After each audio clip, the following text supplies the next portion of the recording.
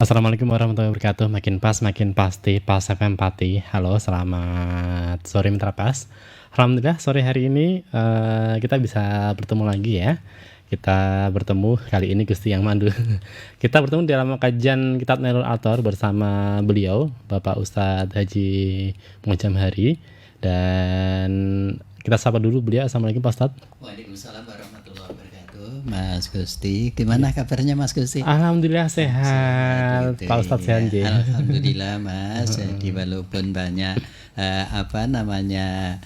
katakanlah itu cobaan ya, namun demikian mudah-mudahan kita tetap bisa menerima dengan sabar sehingga Allah nanti akan segera mencabut yang menjadi ujian bagi kita sekalian begitu ya. Sore hari ini mendampingi saya yang pertama kali ini Mas Gusti ya. Sebenarnya dulu banget gitu pernah tapi selang lama dan sekarang baru kembali lagi. Iya sampai lupa saya namanya. Ya untuk yang pertama kali saya sampaikan ini ya, salam untuk Ustadz Ovi ya yang selama ini mendampingi saya. Ini jangan-jangan nanti beliau mutung ini ya. Saya sudah izin Pak Ustadz. Iya. Ya mudah-mudahan bisa ketemu dengan keluarga Ustadz Ovik ya, mudah-mudahan bisa kumpul lebih lama karena selama ini biasanya itu semenjak pagi sampai pagi lagi begitu. Ya ini saya langsung kepada materi begitu Mas Gusti ya. Dan buat Trapas nih sebagai informasi bahwa Kitab Nailul Autor ini adalah syarah atau penjelasan dari kitab himpunan hadis hukum yang dihimpun oleh Taqiyuddin Ibnu Taimiyah dengan judul Al-Muntaqo, terdiri dari 5029 hadis yang disyarahkan oleh Imam Asy-Syaukani. Dan nanti Anda juga bisa mengajukan pertanyaan via telepon di 0295 385 877 atau melalui SMS dan juga WA-nya di 085 277 999 101. Dan kali ini kita temanya hukum binatang yang diikat teteknya begitu ya. Jadi memang Mas Gusti, jadi memang di dalam kitab ini ya sebenarnya kan bicarakan masalah jual beli. Jual beli ini ternyata barang-barang yang dijual belikan itu memang juga bermacam-macam ya. Jadi ada binatang, ada bahan makanan, ada buah-buahan ya, ada barang-barang yang lain begitulah. Sore hari ini kelihatannya binatang dan binatang yang mungkin itu jarang terjadi ya di Indonesia ya. Yang ada itu di tanah suci sana, sehingga walaupun di sini itu ada sapi perah ya, kemudian kalau di sana ada unta perah ya, ada kambing perah ya, di sini juga begitu. Barangkali sudah ada yang seperti halnya di sana. Kadang-kadang unta perah, unta perahan artinya diambil air susunya begitu. Namun ini agar supaya air susunya itu tidak diambil ya, ditahan sehingga teteknya itu diikat begitu Mas Gusti ya. Nah ini kalau dijual belikan nanti bagaimana kan saya perbincangkan pada sore hari ini. Kalau di Indonesia dikata ada demikian, itu juga bagaimana begitu. Monggo bisa langsung Pak. Ya terima kasih Mas Gusti. Assalamualaikum warahmatullahi wabarakatuh. Waalaikumsalam warahmatullahi wabarakatuh. Alhamdulillahilladzi hadana lihada wa ma kunna linahtadiya laula an hadanallah. Asyhadu an la ilaha illallah wahdahu la syarikalah wa asyhadu anna Muhammadan abduhu wa rasuluhu la nabiyya ba'da. Allahumma shalli wa sallim ala nabiyyina Muhammad wa ala ali Muhammad. Rabbis shrahli sadri wa yassirli amri wa hlul lisani yafqahu qawli, amma ba'd.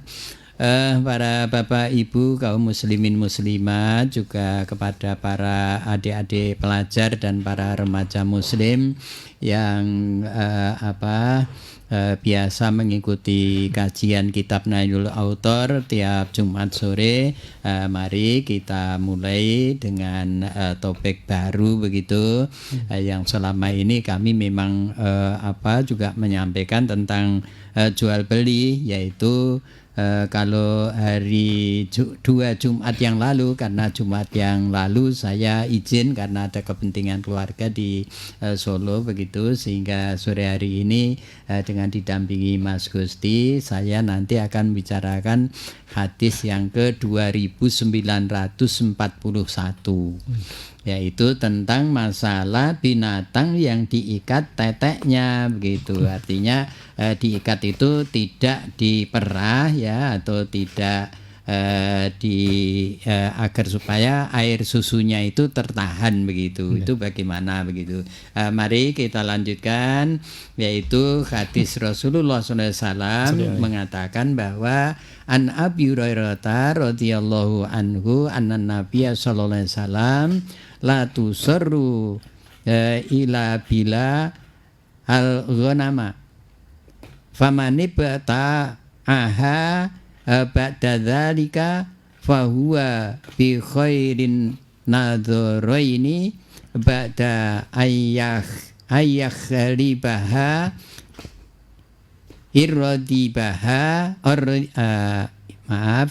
irradiyaha amsakaha wa insakhitoha raddaha wa sa'an min tamrin, muttafaq alaih. Dari Abu Hurairah radhiyallahu anhu bahwa sesungguhnya Nabi sallallahu alaihi wasallam bersabda, janganlah kamu mengikat tetek unta dan kambing, ya, siapa yang membelinya di dalam keadaan demikian maka ia sesudah memerahnya berhak memilih di antara 2 kemungkinan, yaitu jika ia suka maka ia pertahankannya, dan jika ia tidak suka maka ia boleh mengembalikannya dengan menambah 1 sok tamar. Hadis riwayat Ahmad, Bukhari dan Muslim. Maksudnya demikian Bapak Ibu sekalian, bahwa memang apa yang diperjualbelikan itu memang juga sangat-sangat kompleks ya, apalagi kalau di sana di Mekah ya, di tanah Arab ya, kelahiran Rasulullah SAW itu memang juga bermacam-macam. Ada yang menjual unta perah atau kambing perah begitu, karena di sana yang layak diperah itu adalah unta dan kambing. Kalau sapi di sana memang ada tetapi jarang ya, apalagi kerbau itu sukanya berkubang di lumpur karena di sana jarang lumpur begitu ya, sehingga juga kalau kerbau kan di sini pun juga sebenarnya banyak tapi jarang yang diambil air susunya begitu. Nah ini di dalam ketentuan apabila seorang peternak unta atau kambing perah itu kemudian akan menjual, itu kadang-kadang ada yang tetek ya, teteknya itu diikat ya, selama berapa hari begitu diikat supaya air susunya itu tidak keluar begitu, tidak keluar atau dipertahankan begitu. Maka menurut hadis ini, apabila sampai itu diperlakukan ya, kalau siapa yang membelinya di dalam keadaan demikian, maka ia sesudah memerahnya berhak memilih di antara 2 kemungkinan. Jadi milih 2 kemungkinan, yaitu jika ia suka maka ia pertahankannya, dan jika ia tidak suka maka ia boleh mengembalikannya dengan menambah 1 sok tamar. Tamar itu kemarin sudah saya jelaskan bahwa tamar itu adalah kurma yang dikeringkan sehingga menjadi makanan masyarakat begitu. Jadi bukan kurma buah tetapi sudah dikeringkan. Nah, nanti kalau akan makan mendiaja juga itu akan dibasahi agar supaya menjadi empuk begitu ya. Jadi demikian, artinya kalau ada orang yang menjual belikan unta atau kambing yang teteknya itu diikat, maka itu haknya ya, hak pilihnya itu terdapat pada si pembeli. Jadi calon pembeli itu boleh melanjutkan tawar-menawarnya berapa, ya si penjual menawarkan berapa, mesti aja yang membeli itu juga menawar berapa gitu. Kalau harganya itu sudah sesuai, maka itu nanti bisa dilanjut. Si pembeli membayar uangnya, kemudian si penjual menyerahkan untanya yang diikat teteknya tadi. Nah, namun demikian, kalau misalnya si pembeli itu tidak suka, ya sudah kadung menawar, ya kemudian dikembalikan. Saya tidak jadi, ya jadi dia mempunyai khiyar. Khiyar itu artinya kan hak pilih, melanjutkan jual beli apa membatalkan. Kalau melanjutkan itu tanpa syarat, tinggal menyerahkan uang pembeliannya dan si penjual menyerahkan binatangnya. Namun kalau itu dibatalkan, ya artinya tidak suka, maka si pembeli itu bisa mengembalikan unta atau kambing yang diikat teteknya tadi dengan disyaratkan, yaitu memberi ganti rugi, yaitu 1 sok tamar kepada si penjual. 1 sok itu ya kira-kira lebih dari 2,5 kilo ya. Jadi kalau ukuran sok itu kan gini tangan, ya 2 tangan digaduk kayak begitu sampai pada jari jemarinya, kemudian ini begini, kemudian seperti orang wudu itu. Tapi itu terus kemudian di atasnya itu dituangkan kurma, ya tamar tadi. Jadi kira-kira ya lebih dari 2,5 kilogram, ya hampir 3 kiloan itu ya. Kelihatannya hanya sedikit Mas Gusti ya, tetapi itu kalau diisi begitu ya juga sebenarnya banyak. Jadi kadang-kadang kita menaksirkan itu kadang-kadang salah. Misalnya Mas Gusti mengambil itu ya janur, ya janur kelapa itu yang cukup panjang, cukup besar begitu ya, lebar. Itu kalau dibuka kemudian di atasnya itu dituangkan beras, ya itu ternyata itu juga cukup banyak itu ya, cukup banyak. Kelihatannya hanya 1 lembar daun kelapa ya, tapi ternyata itu cukup banyak ya Mas Gusti ya. Sama dengan kalau sok itu ya, itu hanya begitu ya, sok itu ya, itu juga cukup ya, kira-kira sekitar kisarannya 2-3 kilogram begitu. Jadi kalau orang yang ingin jual beli, ya menjual dan yang satu membeli, maka kalau andai kata terjadi demikian itu, maka si pembelinya yang harus mengganti ganti rugi, yaitu tambahan 1 sok tamar tadi itu ya, kurma kering tadi itu. Kemudian di dalam hadis lain dikatakan walil Bukhari wa Abi Dawud manistaro gonaman musarratan fakhtalabaha fa irradiyaha amsakaha wa in sakhitoha fa fi khalbatiha sa'un min tamrin. Dan bagi Bukhari dan Abu Dawud dikatakan, siapa yang membeli kambing yang diikat teteknya, kemudian ia memerahnya, maka jika ia suka, ia boleh menahannya.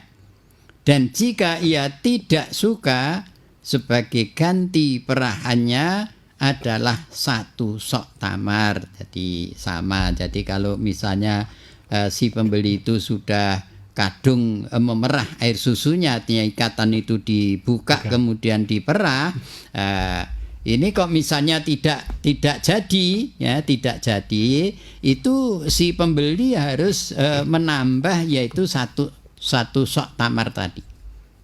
Tetapi kalau jadi, dah ini saya seneng ya, kemudian dibayar begitu ya, dan dibayar begitu.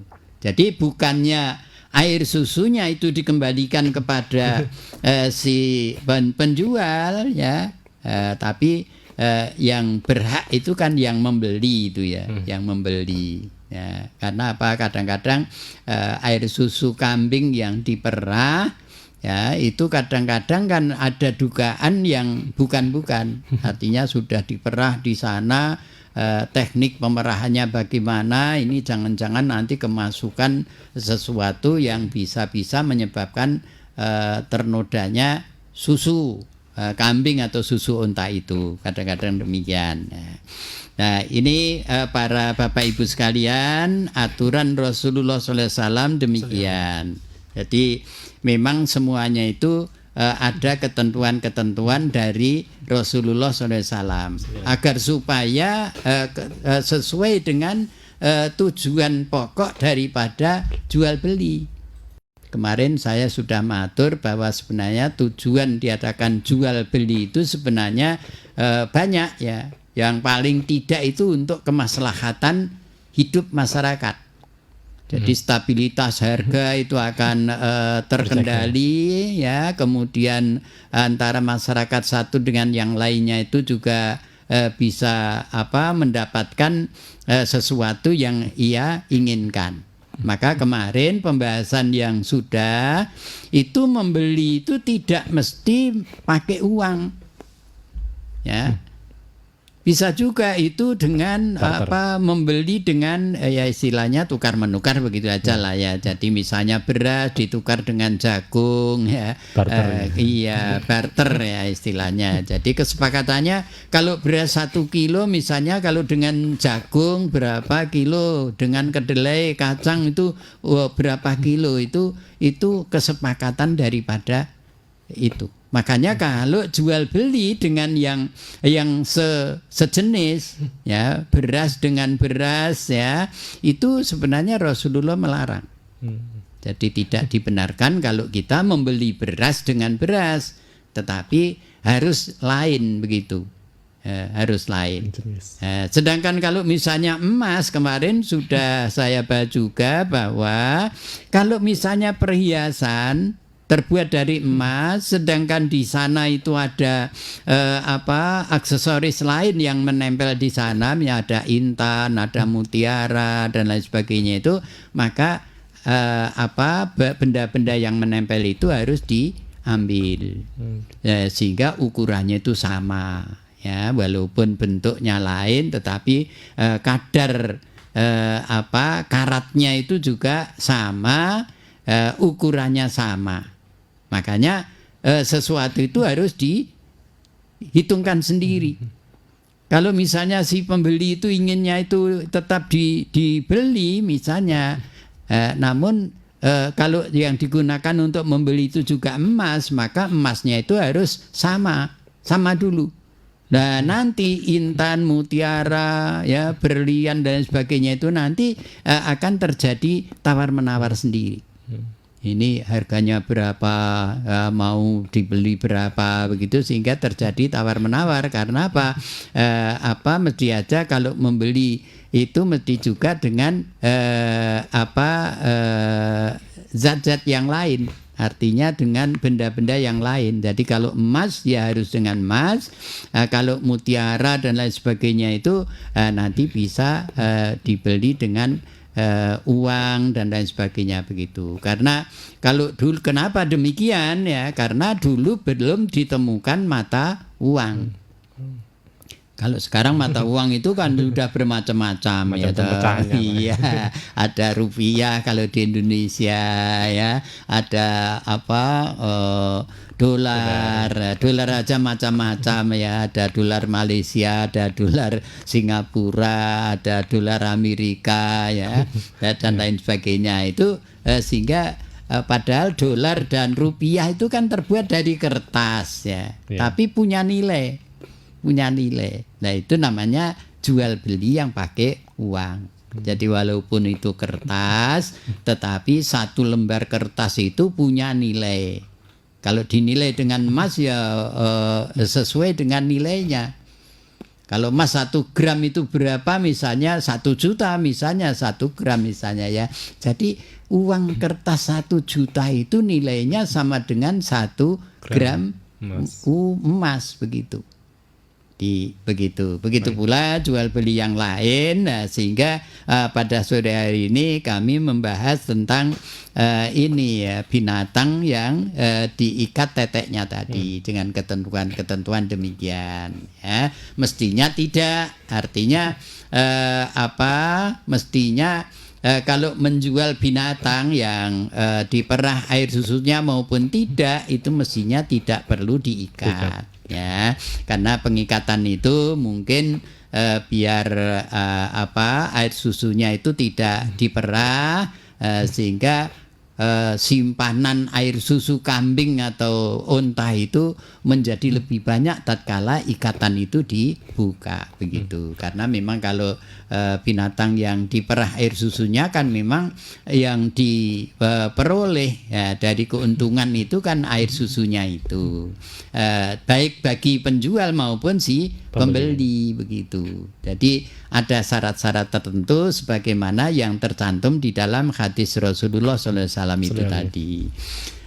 Saya kira itu saya kalau nanti ada yang ingin bergabung, tolong Mas Gusti itu difasilitasi. Namun kalau nanti tidak ada ya saya akan kalau waktunya masih, saya nanti akan melanjutkan perbincangan selanjutnya begitu.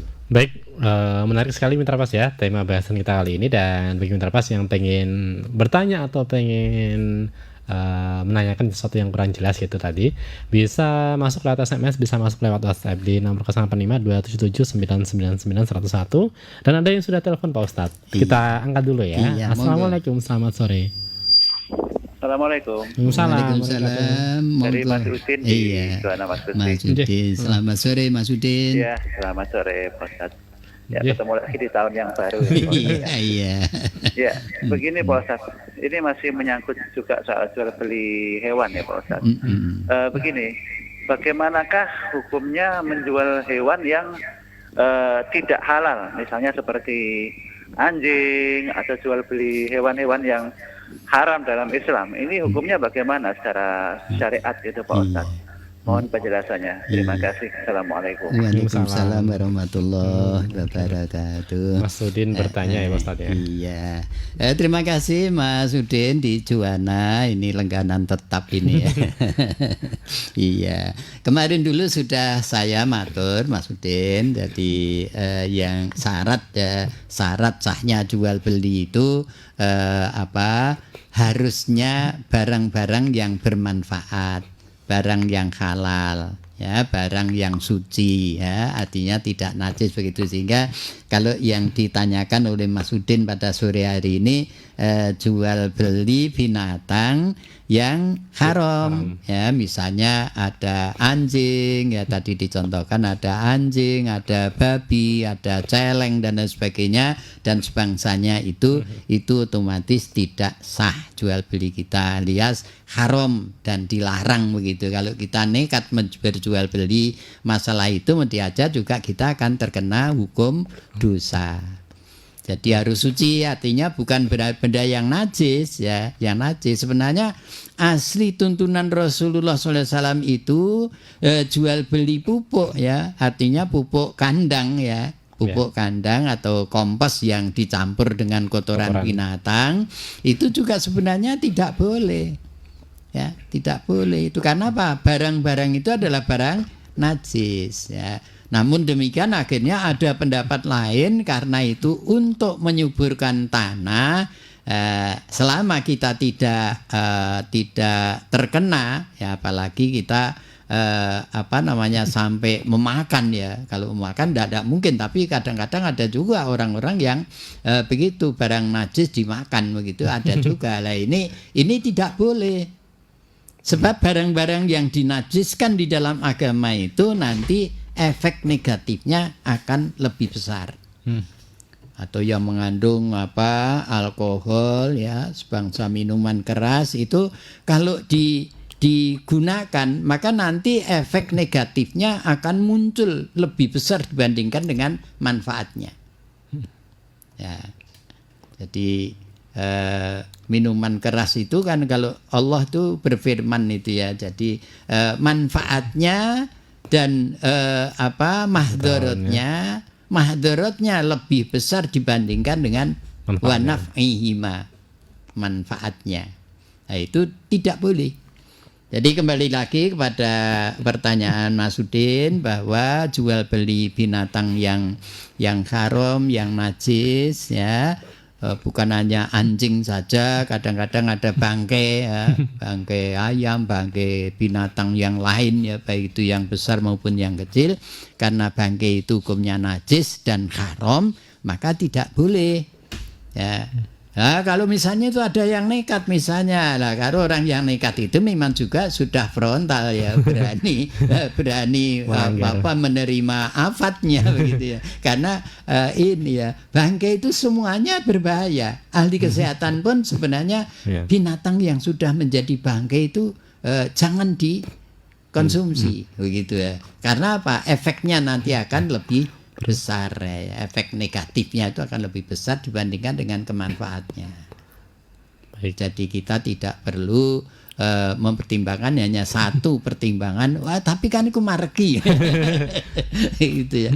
Mareki tapi engko bar warek terus negatif kan jelek juga itu ya. Jadi Islam itu menuntun pada kita supaya kita hidup itu dalam kondisi yang aturan Allah, aturan Rasulullah, aturan agama, kemudian kita nikmati yang suci, yang bersih, sehingga nanti bermanfaat untuk lahir dan batin, dunia dan akhirat begitu. Begitu Mas Udin.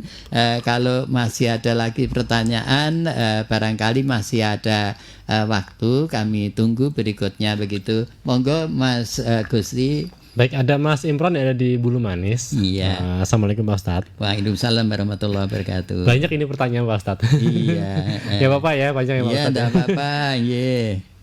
Yang pertama, berarti jual beli hewan yang payudaranya diikat itu diperbolehkan. Itu yang pertama. Kemudian pertanyaan yang kedua, apakah sama satu sok tamar itu untuk kambing dan juga unta? Begitu. Wassalamualaikum warahmatullahi wabarakatuh. Waalaikumsalam warahmatullahi wabarakatuh. Terima kasih Mas Imron di Bulu Manis ya, di Bulu Manis. Kembali lagi kepada jual beli yang kita bincangkan pada sore hari ini. Begini Mas Imron, jadi kalau di Indonesia ini kan kita belum pernah menemui ya, kalau binatang dijual itu dengan teteknya itu diikat begitu kan, belum pernah ada itu ya. Jadi kalau misalnya sapi perah itu biasanya itu di perusahaan ya, itu aja sekarang kan sudah mulai para peternak sapi perah itu sendiri kan sekarang sudah tidak begitu marak ya. Kalau dulu kan marak. Lah ini kalau dijual seperti hanya di Makkah dengan diikat teteknya itu ya, maka ada syarat-syarat seperti itu. Bukan berarti begini Mas Imron, maaf ya, jadi tambahan satu sok tamar itu tadi ya, itu disyaratkan untuk si pembeli yang jadi membeli unta, kambing ya, barangkali juga sapi kalau di Indonesia ya, itu sapi perah begitu. Itu sama. Jadi untuk kambing ya sekian, untuk unta ya sekian, untuk sapi ya sekian. ya barangkali ada kuda juga ya. Mungkin Iya. mikirnya Mas Imron kan Jadi binatangnya besar itu, jadi kasusnya bukan banyak begitu. gitu. Jadi di sana hanya ditentukan oleh Rasulullah ya berdasarkan beberapa hadis yang saya sampaikan tadi itu. Si pembeli itu disyaratkan menambah 1 sok tamar gitu ya, hanya sebagai apa namanya ganti rugi daripada air susu yang ditahan itu ya. Sebab kalau mestinya yang berhak itu kan penjualnya, sebelum dijual itu mestinya harus diperah dulu. Karena apa? Karena ini dijual sebelum diperah, apalagi kalau itu diikat kan air susunya tertahan. Nanti si pembeli itu akan lebih untung begitu. Setelah dibeli kemudian ikatannya dibuka, kemudian air susu itu tadi bisa diperah begitu kan, tidak perlu menunggu waktu. Tidak perlu harus memberi makan dulu begitu ya.